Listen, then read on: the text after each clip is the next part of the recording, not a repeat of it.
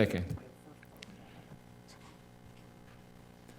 Okay, we got a A-OK. I guess that's parliamentary. Okay, okay.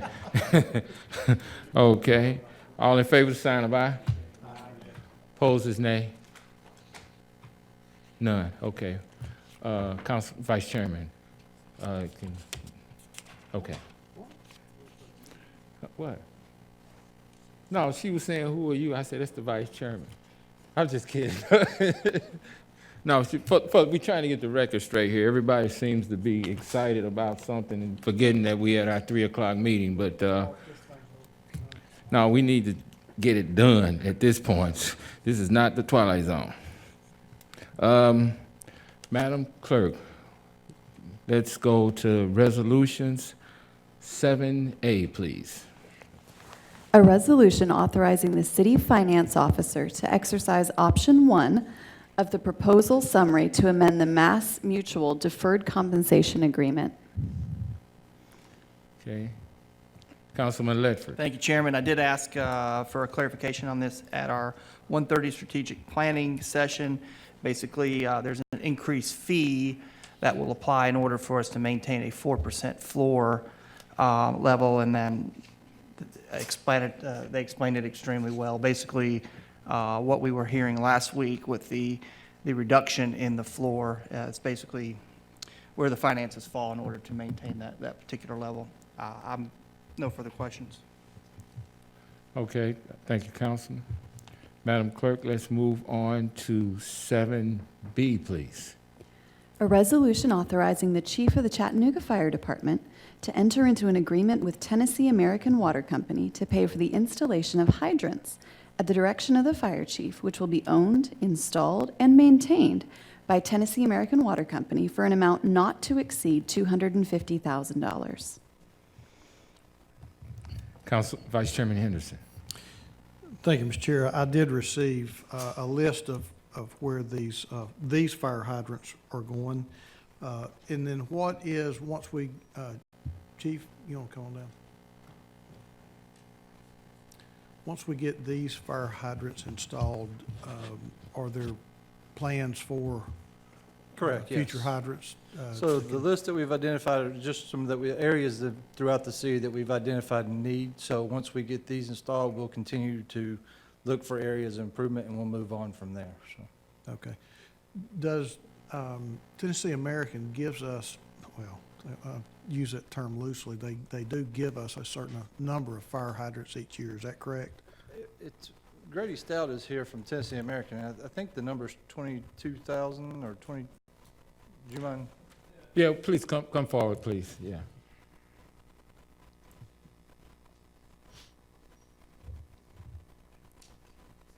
Good afternoon. Good afternoon. Grady Stout with Tennessee American Water.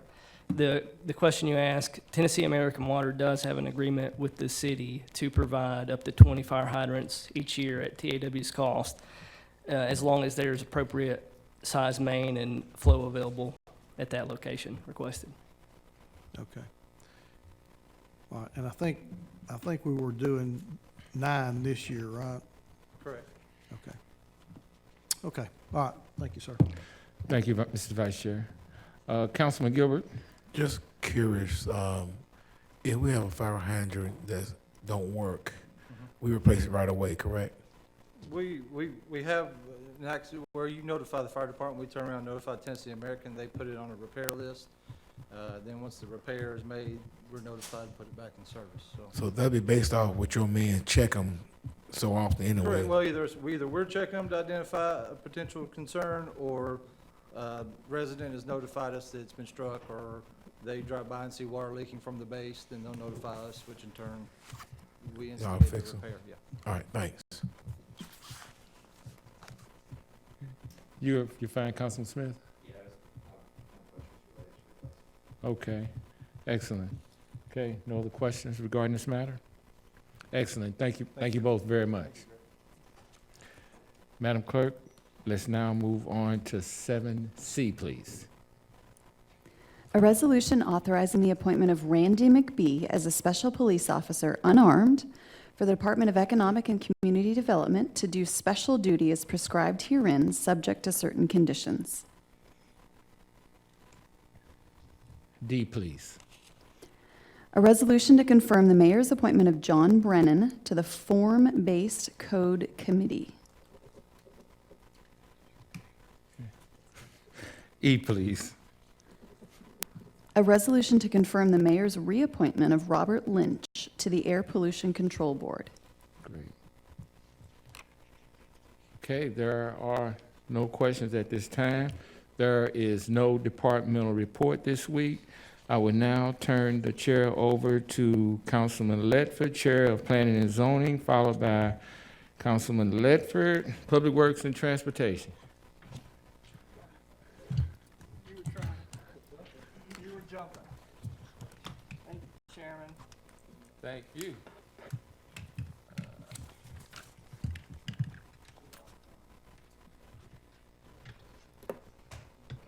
All right, welcome. Good afternoon, everybody. The moment you've all been waiting for. Planning and Zoning Committee meeting. I'm going to go ahead and ask for a minute approval, please. And that has been accepted. So, Mr. Bridger, are we live? You ready to go? Okay. Mr. Bridger, we have already read into the minutes the case number 2019-075. So I'm going to ask us to go ahead and move past that Okay. and start with ordinances on first reading under planning case number 2019-093. Okay. I'm gonna move ahead off of this one.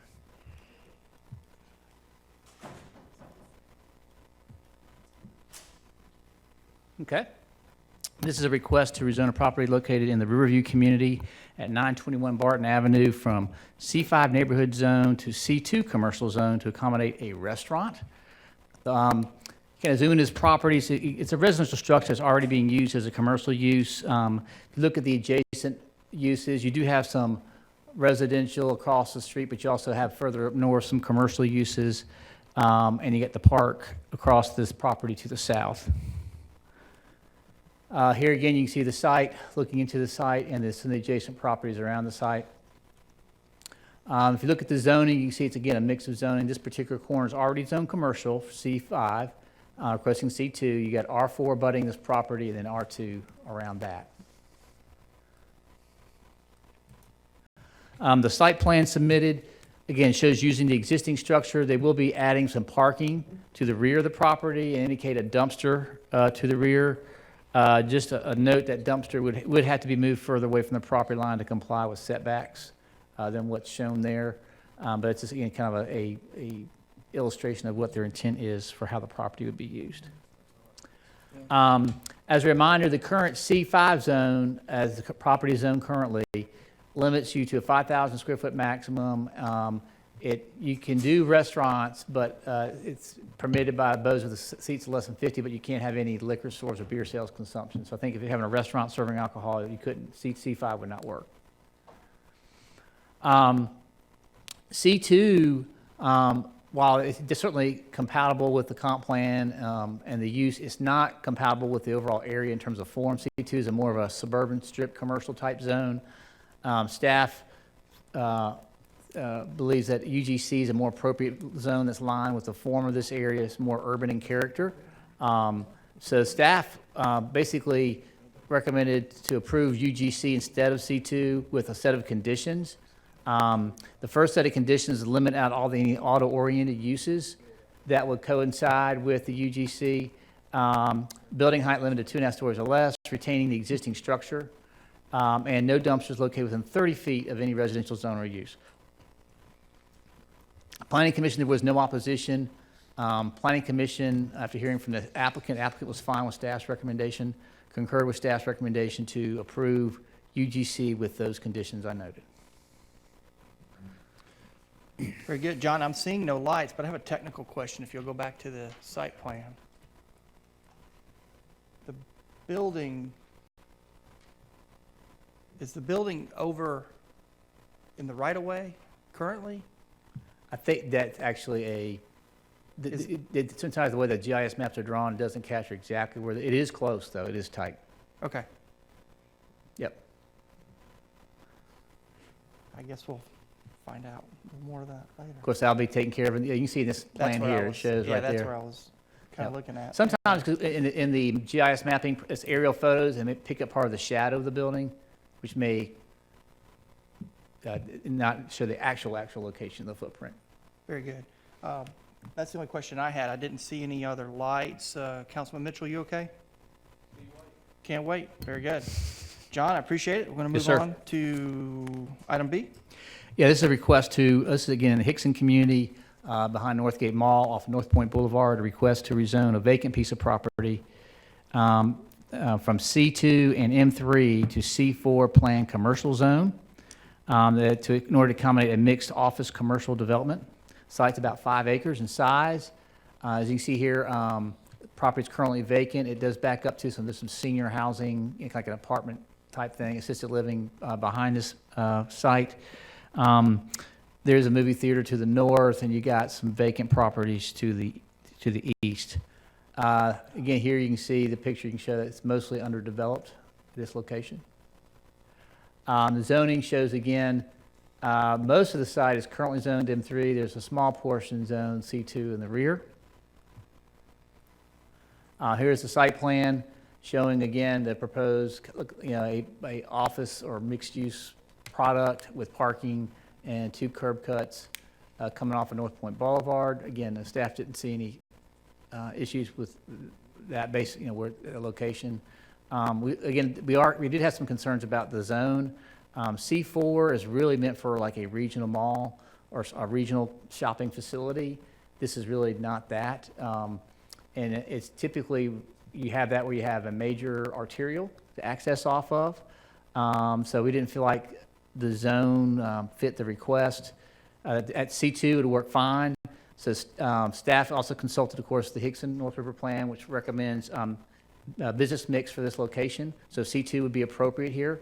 The use noted in the site plan is consistent with C2 zone, so we recommended C2 instead of C4. There was no opposition present at Planning Commission. The applicant was fine with staff's recommendation, so Planning Commission also concurred with staff's rec to allow approved C2 at this location. Very good. I do have a light. It's gone. Councilman Smith, you're good? Very good. We are going to move on then. Okay, this is one, I think, Councilman Smith's pocket. I think this was one that was deferred about a month. We did get a site plan, so I won't do a full presentation. If you remember, this was a property that's currently vacant. Look at the zoning. It's got a mix of single family and some R4. They're wanting to rezone the entire site to R4. The original site plan was this. This was the revised site plan. Again, it still goes against the recommendations of the plan for the area. So staff still recommends deny. There was some opposition. I'm not sure if that, again, it was a little bit, I don't know if unusual is the right word, but the main concern from opposition was there was a dispute over a property line, whether it existed as indicated, which we had no court ruling or otherwise to say that it wasn't the appropriate location of the property line as presented by the applicant. So we moved forward with the process. Clearly, if there's some kind of adjudication in court, we would respond to that, but we're not aware of any. So that was kind of what came up at Planning Commission, the opposition. And so still, both TC and staff recommend to deny. Very good. I do have one light, 2 lights. Councilman Smith? Thank you, Mr. Chair.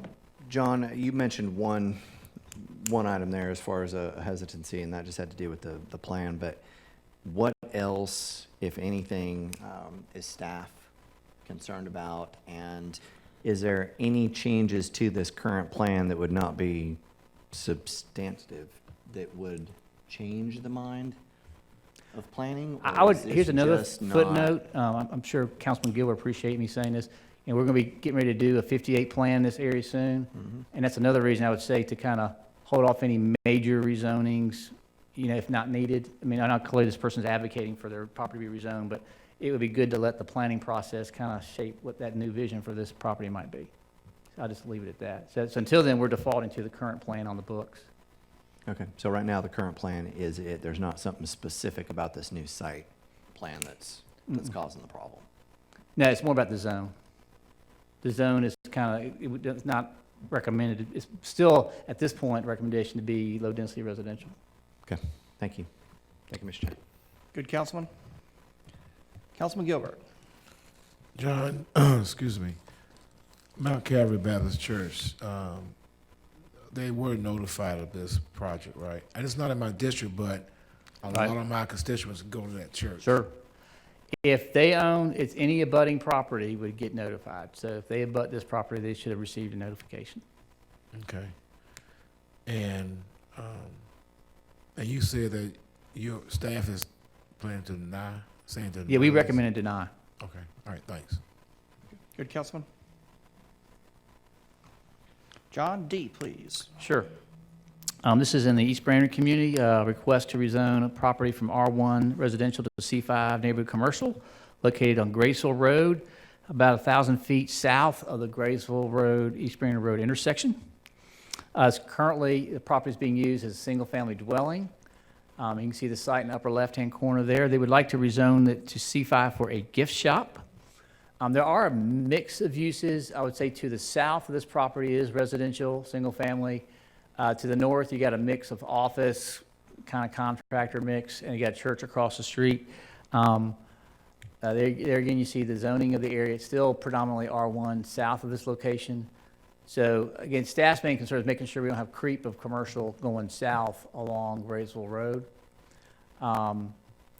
There's a site plan, again, just showing they're planning on using existing structure for a gift shop. This just kind of, again, reminds you the uses that are allowed in each of the zones. Staff did note that R4 could accommodate a gift shop with a special permit from Board of Zoning Appeals. But again, in looking at the area plan, which recommends low-density residential in that area and to concentrate your businesses at nodes along East Brainerd Road, staff recommended to deny. Again, just making sure we're careful about setting precedent going south on Graceville Road. I will say that R4 does help as a transition. If you're trying to kind of draw a line and transition to something else, using R4 kind of begins to set the signal that you're transitioning away from commercial. But there was no opposition present. Planning Commission did find the use to be compatible with the land use in the area and development form, recommend approval of R4 with the condition of no multifamily dwellings. Thank you, John. I see no lights. Of course, this one is in District 4 at Planning Commission. I did recognize that C5 was probably not the best option for that. The applicant was very agreeable to work in the R4 with the conditions, and that's where we are today, and that's where. Okay, thank you. Item E. Okay, this is a request to rezone from R1 residential to M2 light industrial zone for some kind of light industrial development. It's located at 4200 block of Shalford Road. As you see, not far from the Chickamauga Creek Greenway and the intersection of Northmore Road and Shalford Road. Here's a picture of the site. We did get a request, I noted from the applicant, I think the request to defer the hearing a month. I think they're going to be out of town for the actual hearing scheduled next week. So that's something at discretion of council. If you so decided, you could defer. But in terms of reviewing this case, again, the site is vacant. You do have a mix of uses. You do have some commercial as well as vacant properties around this site. The zoning is also mixed. You've got a combination of C2, M2, M3, and M1. So I think there's already a precedent for manufacturing type zones in this location. Again, site plan basically shows their intention to use the property as industrial. You can see here it is in the floodplain. So that's something that to handle as part of the permitting process in terms of getting it out of the floodplain to be able to put a building on it. The North Brainerd plan recommends a variety of uses, including commercial, neighborhood commercial, planned commerce centers, office, residential, and light industry. At this particular location, So again, staff felt like the request was compatible with the plan recommendations and the adjacent uses, because you already got a mix of commercial and industrial uses at this location. There was no opposition, so Planning Commission concur with staff's recommendation to approve the requested M2 zone. Very good. Thank you, John. Councilman Gilbert? John, go back. Is there any R1 houses near this or close right next to it? No, Nothing? that red dash line, Right. yep. And what's across the street? I can't remember exactly. I think that's the FedEx facility, that M2. FedEx. All right. All right, thanks. Uh-huh. And you did say that they want to delay this for A month, I believe. another month. That was the request. So you all could, understand, right, Phil, I guess that, I don't know if you can do it here, or you have to wait till next week to just take action to defer it. Do you know? Be next week? All right, thanks. Good, Councilman? Yeah. Fantastic. Thank you, sir. Thanks, John. Item F? Okay, this is in the Brainerd community. This is a request to rezone a piece of property, excuse me, the notes here, from R1 to C2 convenience commercial for overflow parking associated with an existing car dealership. Property is located on Brainerd Road, adjacent to the Capital Toyota at 207 Chickamauga Road. The property is currently, you can see, is currently a single-family zoning, single-family dwelling.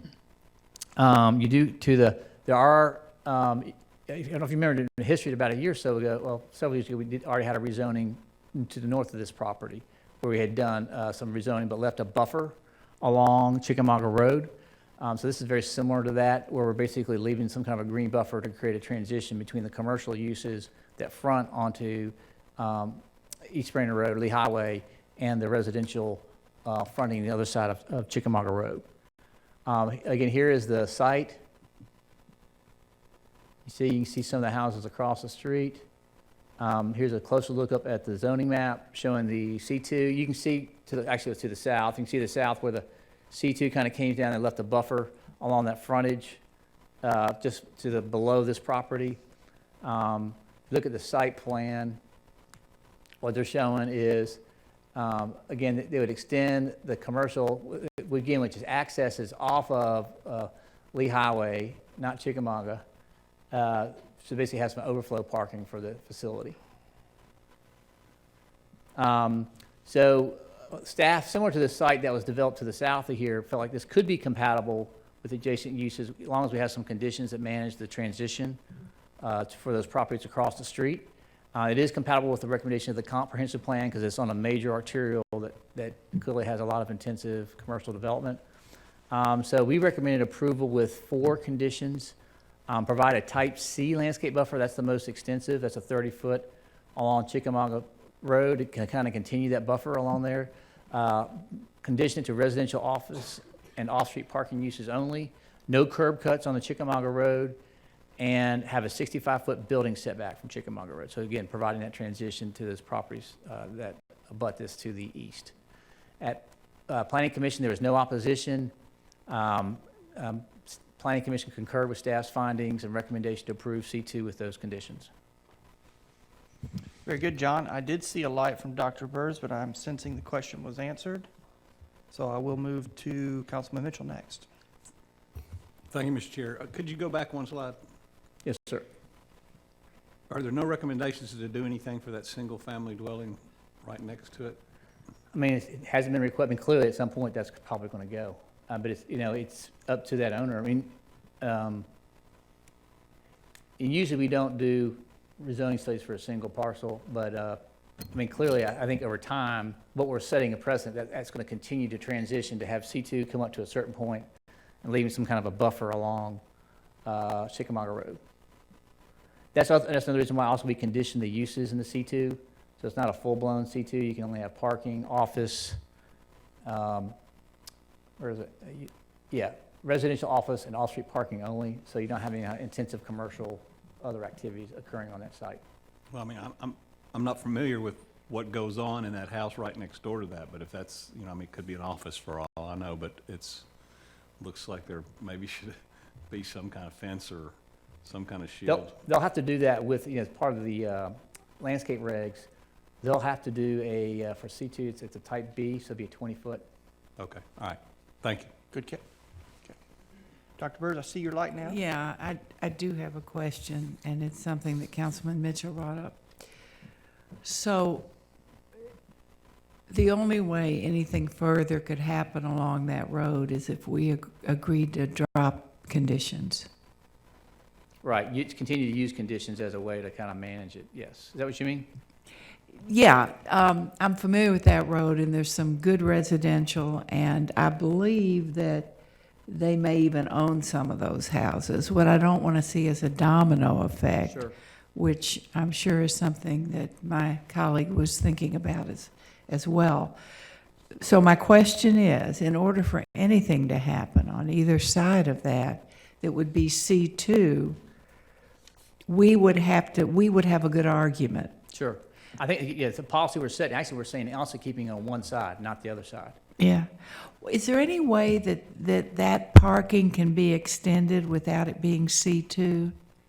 It has to be at least some kind of commercial zone. You cannot access through a residential zone onto a commercial property. So it has to be some type of commercial, where's my, I don't see Dallas. They left But it has to you. be some time, you cannot do it through R1. I got that, but it could be, Maybe office, you could do it through an office zone, but I know you can't do it through R1. So could you do it with O1? I believe you could, I just need to double check. Yeah, I wish you would, because I know what they want to do, and nobody has any problem with they want to do. But I'm not a great fan of wide open C2s. Sure. Even with conditions. Sure. Because somebody could come later on and say, we want to drop that condition and I really want to protect the properties around.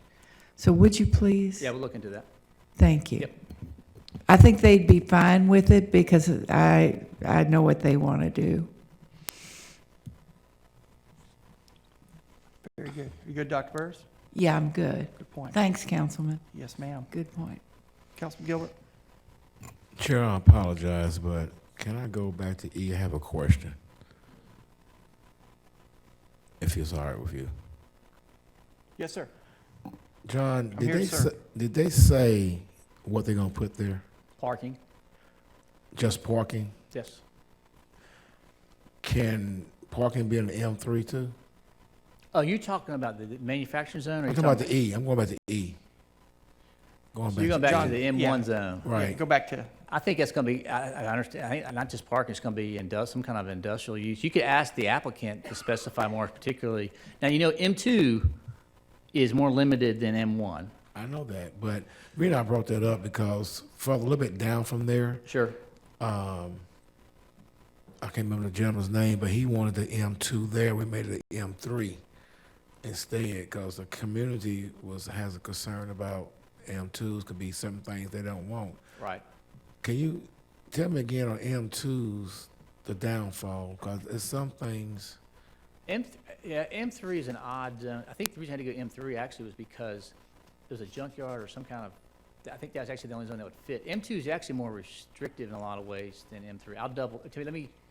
Let me do some research and get back to you on that. My, off the top of my head, recollection of M3 is, I thought that gave you the gravel operations and junk yards and that kind of stuff. Whereas M2 is more like your Bonnie Oaks, it's your light manufacturing, light assembly type of stuff. And of course, M1 is more your heavy duty. Right. Where you're doing Anything goes. Yep. Yeah, can you look at that for me, please? I'll clarify for you. Thank you. thank you, Thank you, Chair. Councilman. You're welcome. We've covered item F. Item G, please. Okay, this is a request to rezone from R1 to C2 convenience. Wait a minute, this is a lift conditions Live request. conditions. Got ahead of myself. This is on Lee Highway.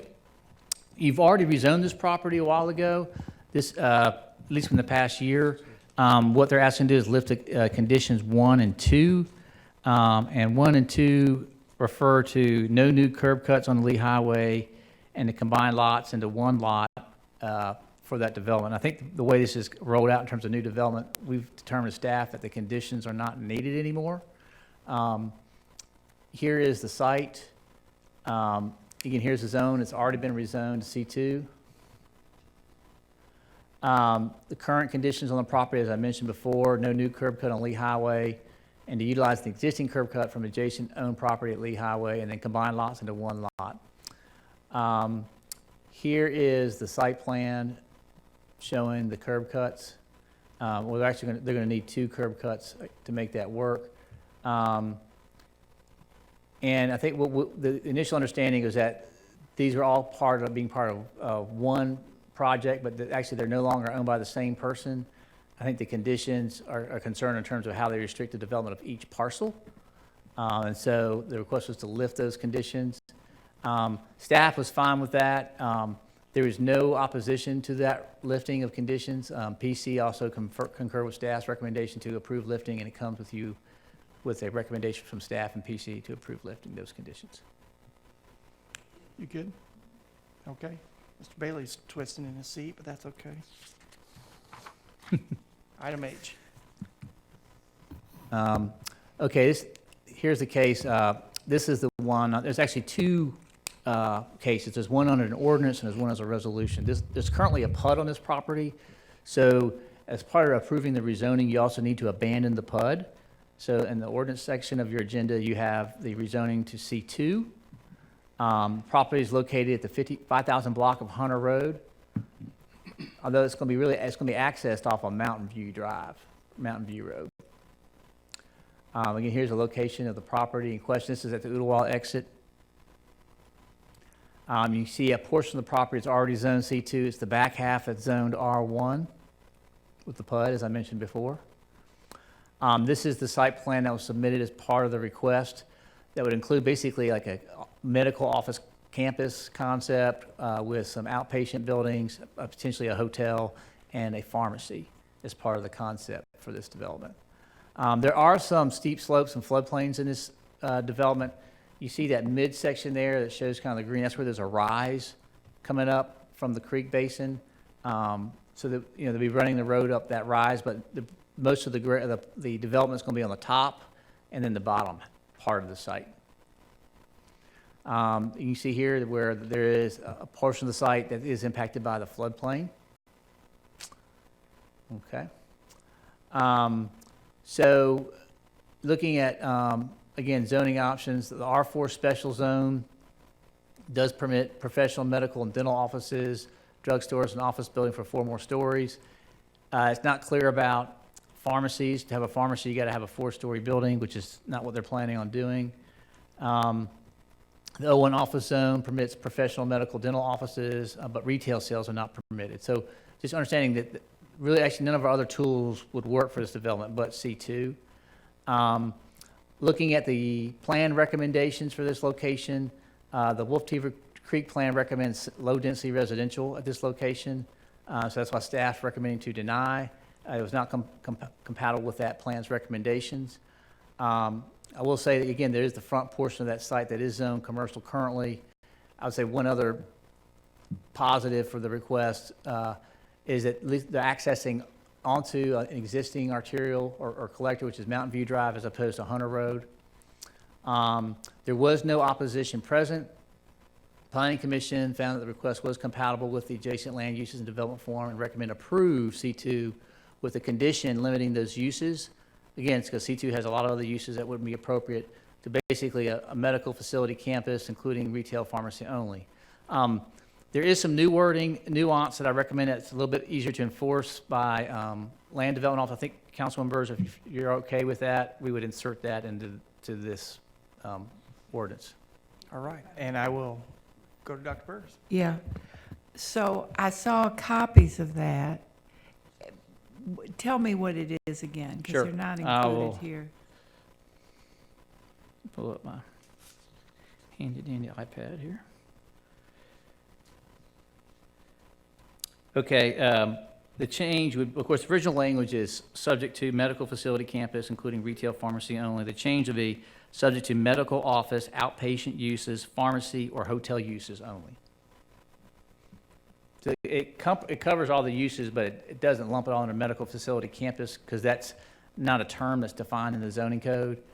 and it'd be harder for land development to kind of enforce what that means. Okay, so where I'm going again is I don't like, as I said at Planning Commission, wide open C2s. Right. That would just mean dropping a condition. And I think, and I would agree with you, that was not part of the planning. So we're having to jump all these hoops simply because 01 doesn't allow a pharmacy unless you build 4 stories. I mean, Right. that makes no sense at all. They're medical offices that can't have a pharmacy? Yep. I mean, Actually, it's just a good segue to say, we are doing a zoning code assessment this year. except So this that's is one of the coming up things- now. I know. I mean, this could Yep. be a very good, very compatible Yep. use, all right? And part of it's already C2. Which part is that, the front part? Along Mountain View Road, yes. Around Martin View Road. So I'm not sure, I've seen the plans, and it's really gonna be a boon to the area and very compatible with the area. But doing this mass C2 is, and we're not allowed to do an exception or that's ridiculous. These people have to build 4 stories in order, a medical facility. Yeah. Well, that's why unfortunately, like I said, there's not an ideal zone tool. That's why staff, recommend denial, because based on the plan's recommendation for lower density residential. But again, if council feels like that development form is appropriate, right now the best tool we got will be C2 with conditions. How would staff feel if it were 01? We'd be much better. Okay, that's what these people wanted all along, Well, I don't know if was we can O. It's just that can't do they're the doing pharmacy piece. surgery. They need to Yeah. be able to, like government you think might be getting in the way? Nah.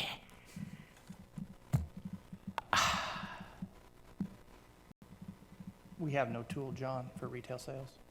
Not that's In less 01. intensive than C2. How about if everything were 01 and they can do the C2, the pharmacy in the C2 part? That's another option. Why don't you, We talk with the applicant. why don't we do that? All right. Because they never wanted all C2. Okay. Well, if we can, it depends on where he's locating the pharmacy. Yeah. I just think that's very important. All right. Well, we'll check into that. Okay. And then you're okay, it's more compatible, right? I mean, definitely be a better transition than C2. That's what I think. Now, the one below is, it's zoned for a PUD now, right? That's correct. Okay, so we're getting rid of a PUD and we're putting a medical facility in. They never asked for more than 01. Okay. Thank you. Thank you, Dr. Burrs. Mm-hmm. John, we can get that conversation going this week? Yep. Very good. Yes, sir. Thank you much.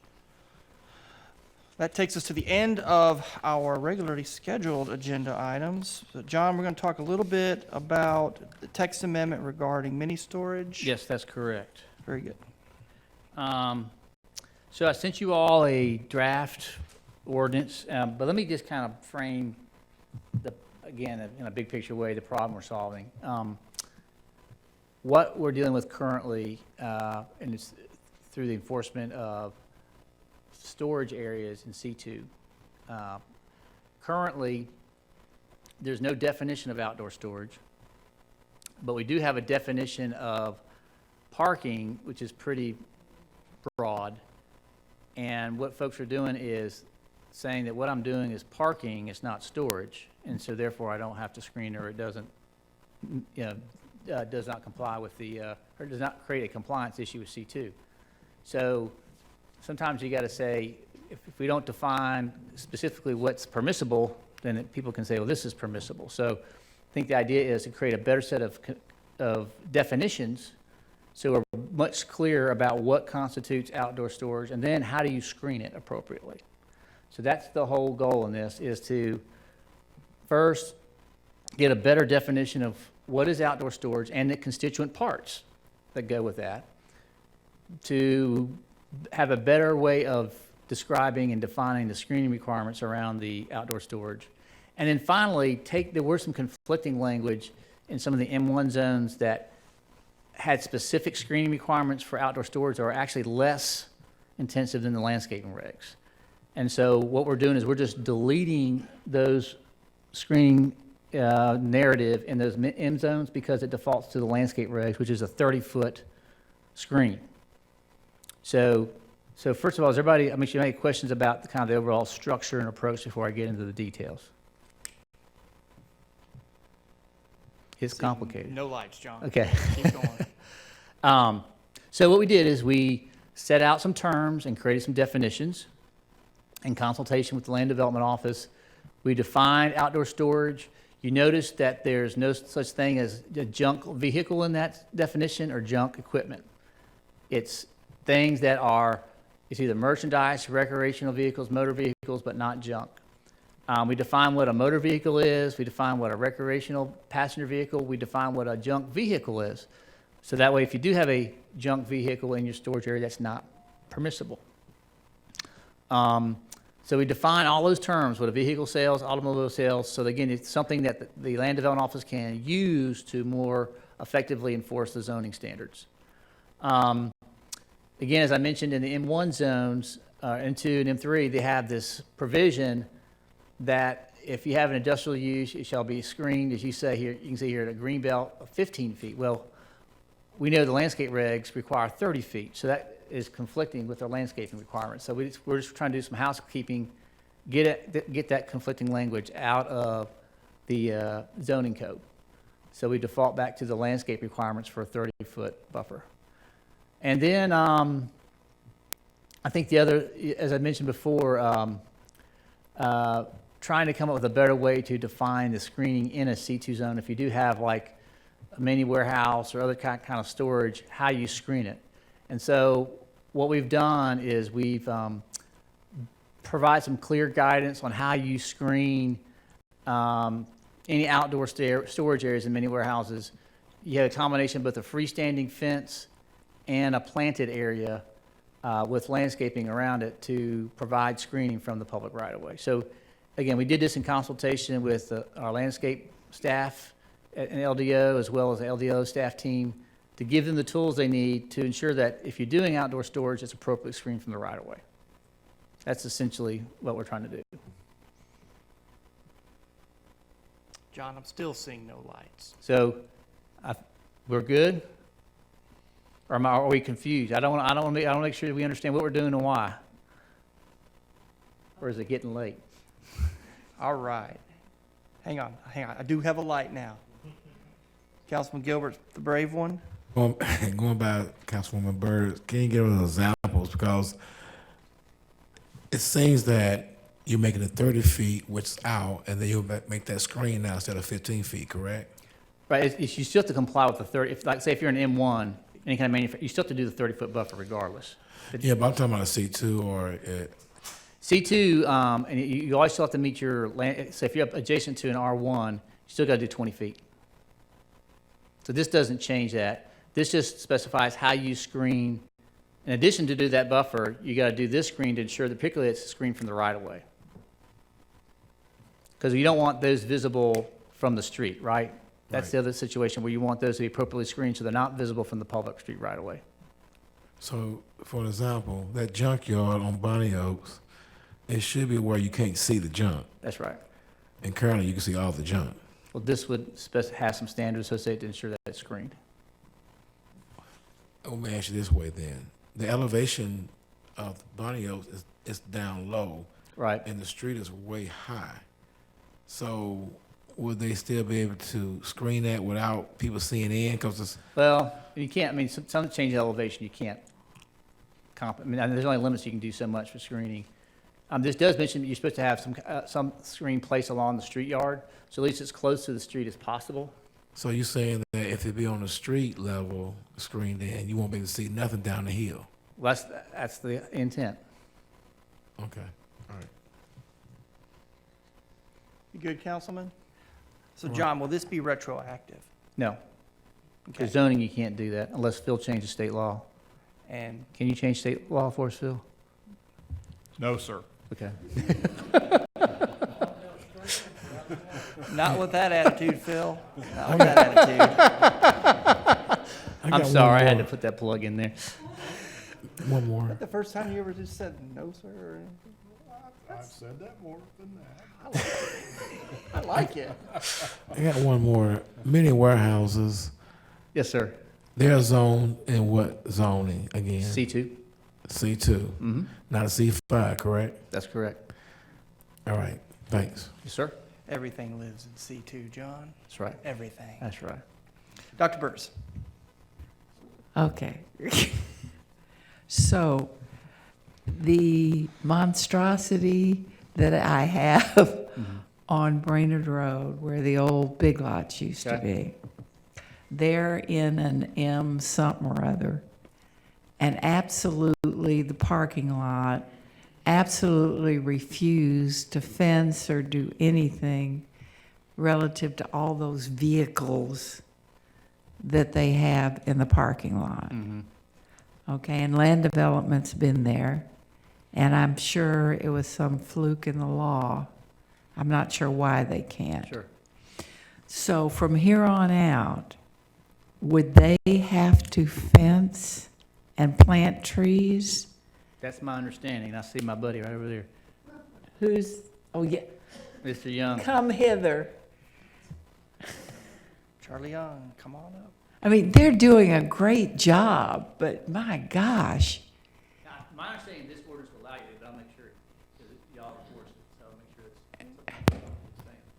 Well, I'll try to clear up what the complication in the law is first. It goes back to the definition, and John and I have had many conversations over this. So the current definition of parking lot says for the parking or storage of vehicles. Well, our definition of vehicle is very broad. So it needs to be limited, while John has made he's made multiple defined terms for vehicle, because our current definition of vehicle is a backhoe, or a boat, or an RV, hence what you're dealing with there on Brainerd Road with all those vehicles being stored in that lot. If they were to upgrade or do any work there that would cause them to pull a permit or meet full compliance, then at that point, they would have to screen all those vehicles from the public view. They're not really in the habit of pulling permits. It I just agree. sort of happens agree. overnight. I agree with that.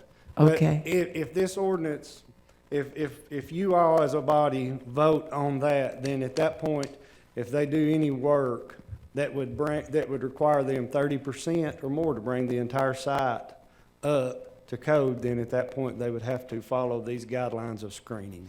Okay, even though it's all a concrete, they'd have to dig up, plant things, yes, all they of that would. stuff. That's correct, yes.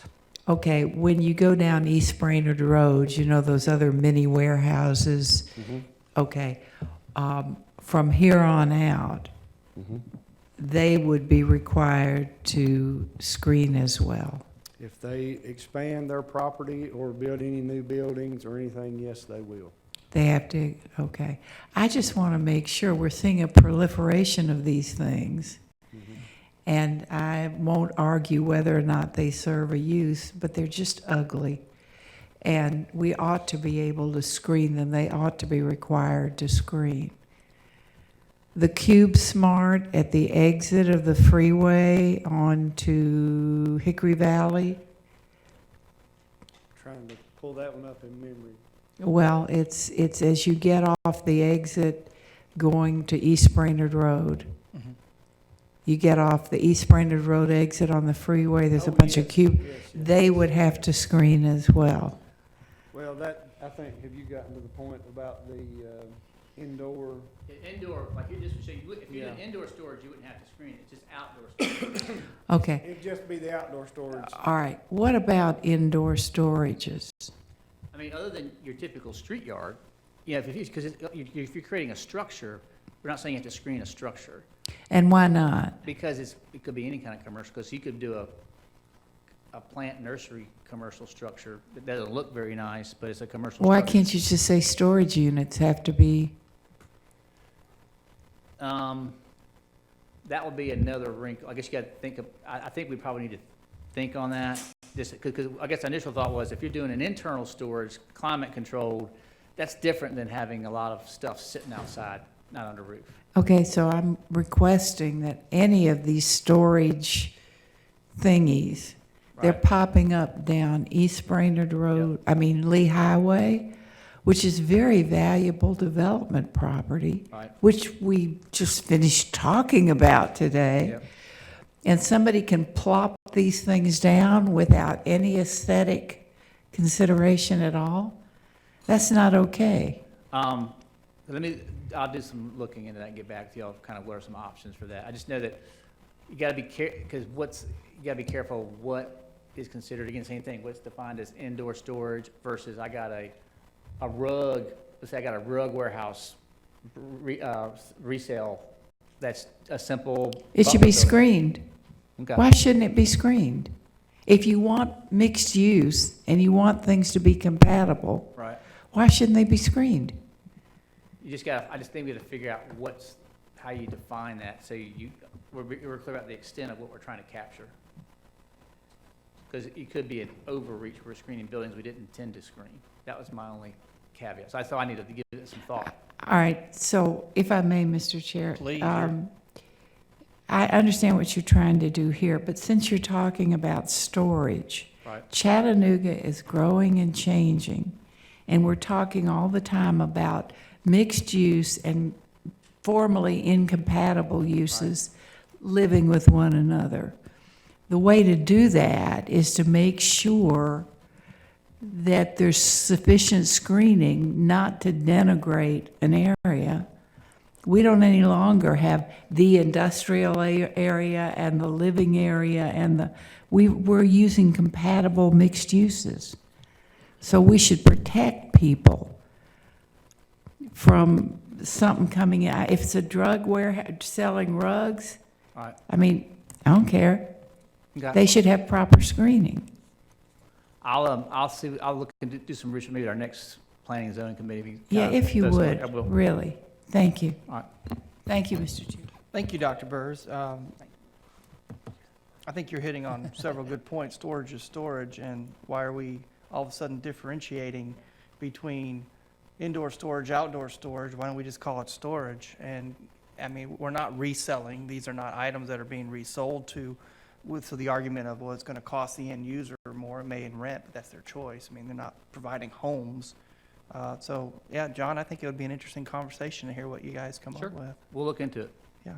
I have one other question, and I have no other lights, John. That is, does any of this impact any decisions that BOZA might make? Hopefully it'll give them some clear direction, because sometimes if the zoning ordinance is not clear, then they have to, if somebody appeals an enforcement decision, then they have to determine whether or not, like, as Charlie mentioned, the whole parking thing, if there's no clear definition, then they're trying to arbitrate, well, what is considered parking or not. That this provides some more clearer guidelines, so hopefully BOZA will have more support, and staff will have more support in what the actual intent of the zoning code is. Very good. I was hoping that was the answer. I'm seeing no other lights. Does anybody have any other business they'd like to bring before this committee? I If got a not, couple brief updates. In case, I don't know if y'all have read in the paper, we're doing an airport plan, just in case you didn't know that. We had a briefing this morning with a couple of council reps, just to kind of give them an update. There will be a public meeting. We've got one more business group meeting toward the end of this month. We're going to do a briefing with, and then there will be a public meeting sometime in September. So once that meeting is set, we will certainly let you all know.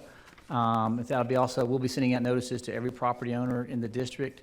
We're coming to the end of the plan recommendations. We'll also be coming back to council following that public meeting to give you all a full presentation. But we figure it's probably better to wait till after that public meeting that we know what the public has said, and we'll give you a good sort of best product to look at. So that's probably in your October, I would think, when we come to your dais on that.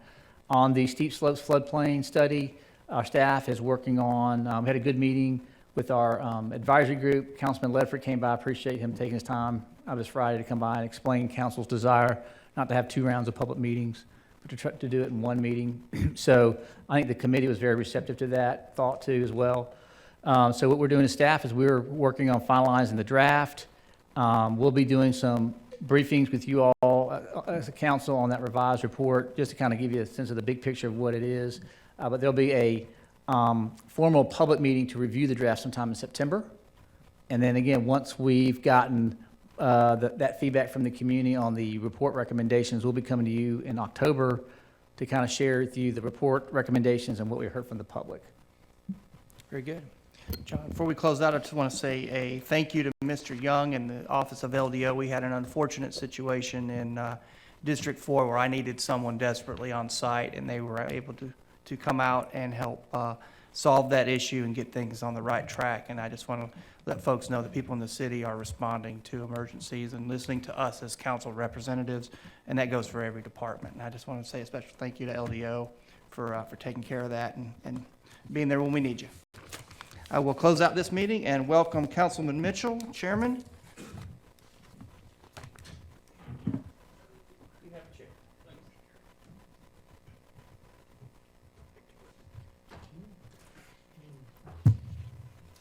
Need approval of minutes? All those in favor say aye. Thank you. All right, we're going to start with transportation today. And there's an ordinance on first reading. Could you go ahead and read that? 6B.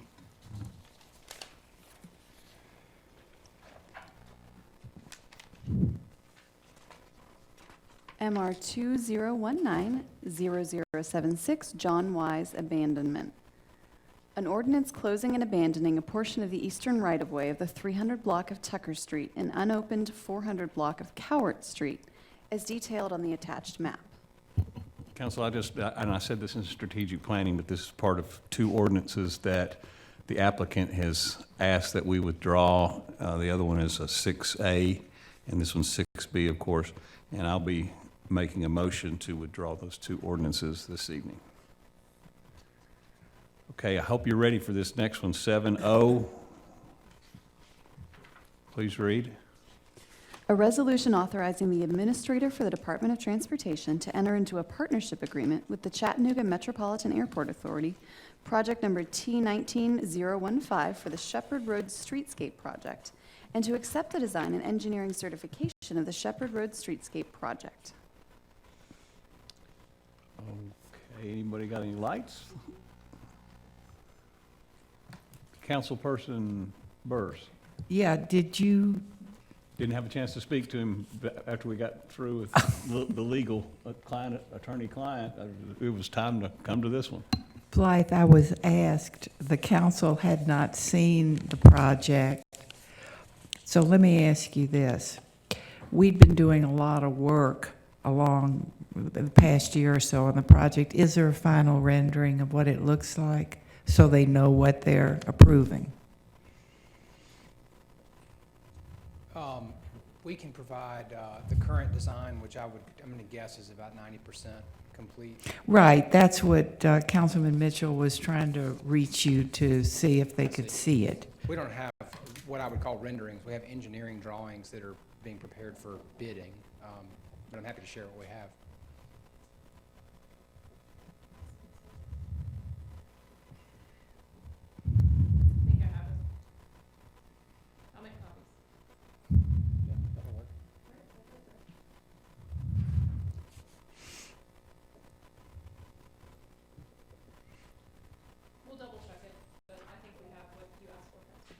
Okay. Yes. It was sort of.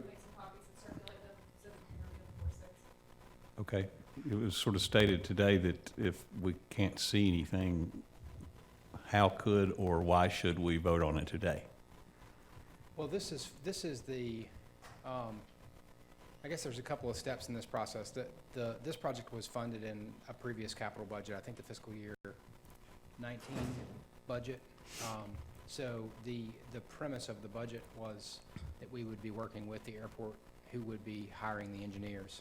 This action that we're requesting is specifically to accept that engineering then they'll deliver bid documents, we'll bid it, and then there would be a point in time when we would put a construction contract as a resolution on an agenda before we began. So this allows us only to accept Right.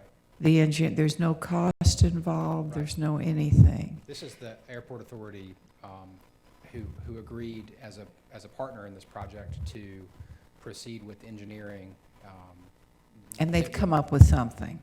Correct, which was based on the project that was approved Yeah. in the capital budget, which is Okay. a landscape and So sidewalks. here was the question. It says to accept, that we're agreeing to accept the design and engineering. And we haven't seen it. What, Okay. I mean, I think it's, my colleagues had a valid Yeah, question. We've got information, we'll share the Okay, drawings. okay, thanks. Thank you. Well done. We're going to move on to next Tuesday, and there's a resolution. 7K, please read. A resolution authorizing the administrator for the Department of Transportation to enter into an agreement for preliminary engineering services with Norfolk Southern Railway Company for the manufacturer's Ham Road Gateway relative to contract number T15010 for an amount not to exceed $35,000. Councilman Henderson. Thank you, Mr. Chair. Well, from what I could tell in the backup documents, this just relates to a trail crossing over the railroad, is that correct? That's correct. It doesn't have anything to do with reconfiguring the lanes or, This is a part of that project that I promised you there would be opportunity for public input on, but this is a specific component that allows us to proceed because we are required, the railroad won't work with us unless we have a signed agreement to assure that our crossings that will happen as a result of that project are safe. So it is related to that project, but it's very specific. It's an agreement that we have to undergo with the railroad company to go forward with the project. okay, but this is specifically related to a trail, Yeah. correct? Yes, this is That- for engineering review. Yeah, okay, thank you. Did I get it? Yep. Thank you. See no more questions on that. Anybody have any general questions for Mr. Bailey? Okay, Councilman Byrd. Blythe, with the, I'm noticing the agreement between Norfolk Southern Railroad on this. I have in my district a tremendously awful, terrible bridge. I've been trying to reach out to Norfolk Southern Railroad. Keep getting a runaround. The bridge is very dangerous. Can you help me out with that piece? This thing is ridiculous. My community is really going crazy about this bridge over in the East Chattanooga area going toward Amnicola to see if we can work out something. I've made several calls down there, and I mean, they say it's hard to deal or work with at times, but I really need some support on that. I've got a meeting set up with a representative of that company here in a couple of weeks, and I've already got some of the bridges. I assume the one that's on my agenda is the same one you're talking about. I believe so. So I'll be happy to do what I can, and we want to work with them as well. Thank you so much, sir. Okay. Thank you. Any other questions for Mr. Bailey? All right. Thank you, Blythe. Thank you. Justin Holland, come on down.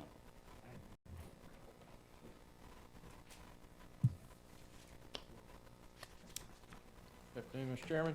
Been busy putting together resolutions, I see. Try to. All right, we're gonna, let's see, August 6th. Please start with 7F.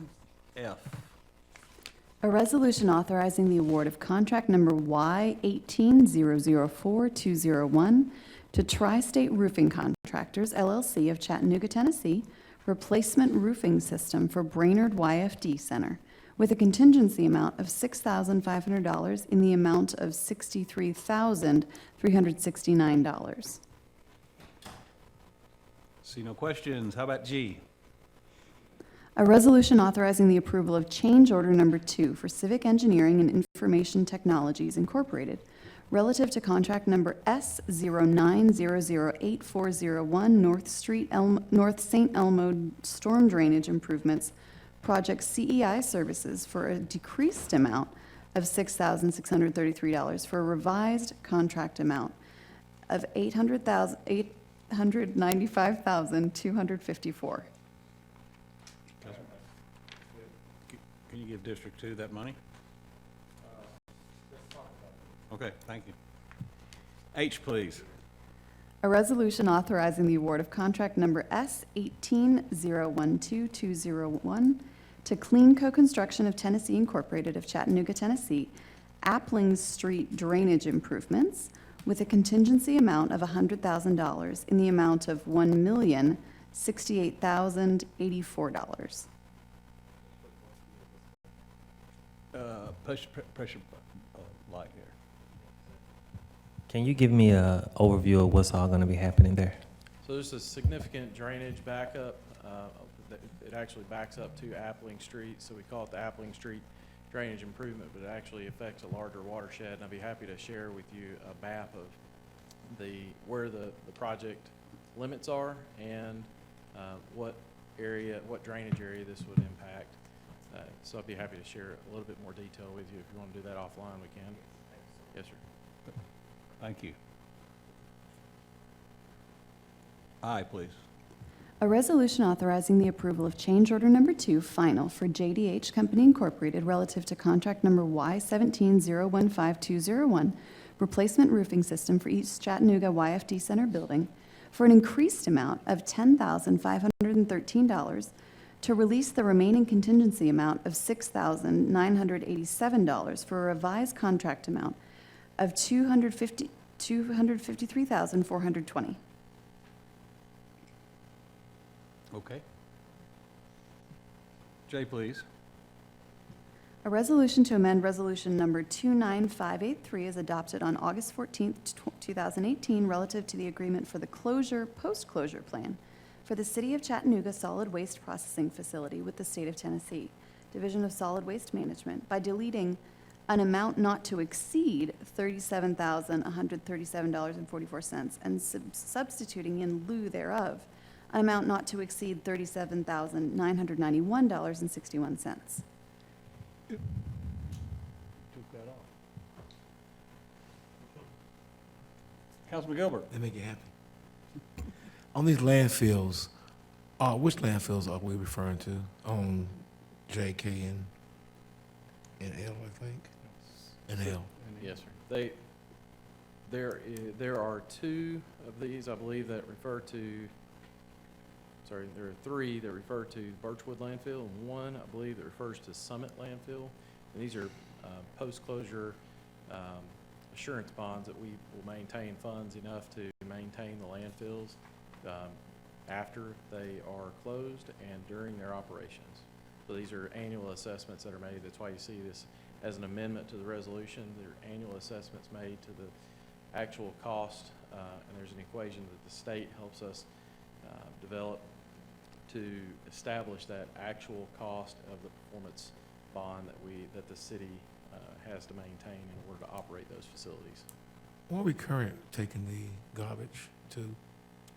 Most of our garbage that we collect from residential properties is deposited in the Bradley County landfill. Who is that? What company? Bradley County. What company? Do we take it, or do they pick it up? Or? So we take it to the transfer station at Santec. That Santec operates on Wisdom Street. So it's a transfer station.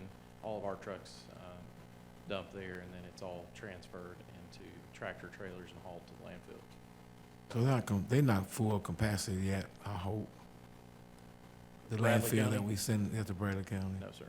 Okay, thanks. Yes, sir. Thank you. I believe that was J. Please read K. A resolution to amend resolution number 29584 as adopted on August 14th, 2018, relative to the agreement for the post-closure plan for the city landfill with the State of Tennessee Division of Solid Waste Management by deleting an amount not to exceed $1,619,791.71 and substituting in lieu thereof an amount not to exceed $1,588,003.30. I see no lights. Please read L.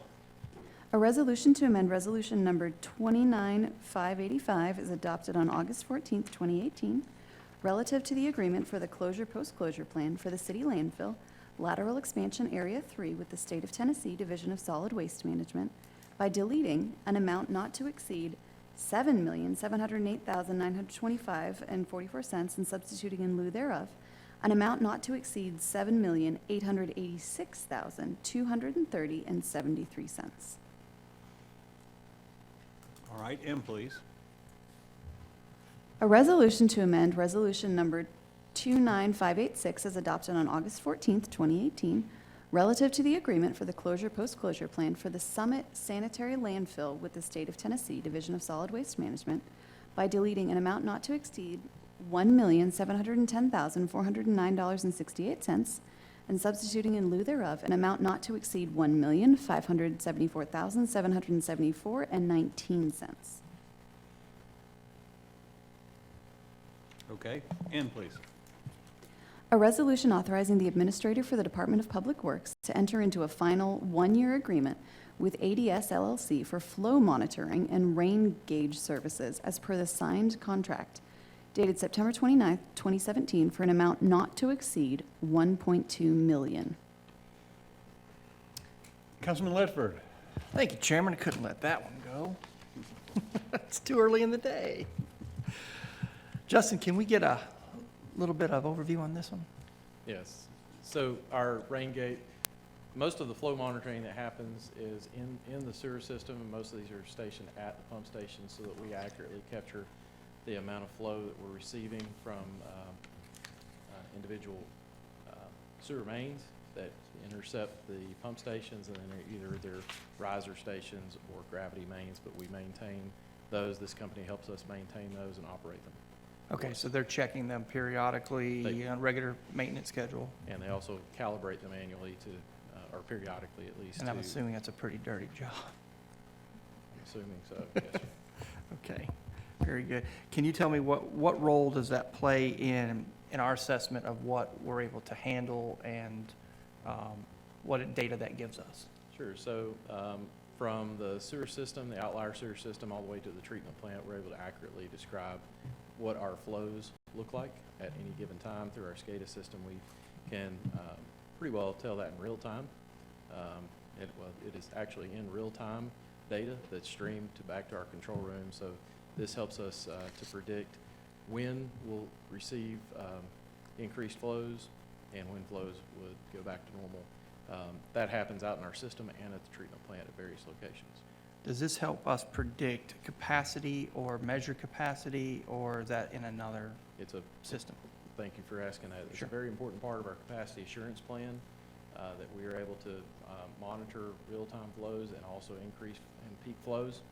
So we use that data to manage our capacity assurance plan and approve and review plans for additional development. Very good. So this is a pretty critical part of that infrastructure. Yes, sir. Thank you. Chairman, appreciate it. Thank you. Councilman Oglesby. Thank you, Chairman. This is unrelated to this, but I just want to know, when can I expect those signs removed from this San Elmo Park? You know, the ones that talk about the work, how much it costs and all of that. It's two signs, and the work has been completed quite a while, and those signs, I've been trying to get those signs removed for a while. Okay, I'll follow up and let you know. Okay, Yes, sir. thank you. Thank you.